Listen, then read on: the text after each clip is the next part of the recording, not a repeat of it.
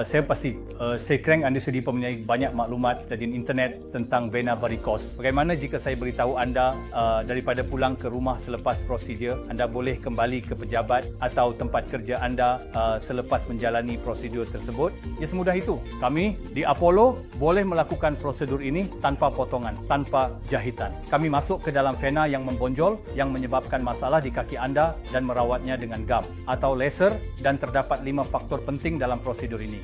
Satu perkara ialah ia dilakukan di bawah anestesia tempatan, tiada potongan, tiada jahitan. Anda boleh berjalan dengan segera, anda juga boleh mandi pada hari yang sama. Jadi jika anda perlu memahami lebih lanjut tentang vena varicose, hubungi kami dan kami akan memberitahu anda lebih lanjut tentang rawatan gam dan laser tanpa potongan atau jahitan. Saukuri, terima kasih.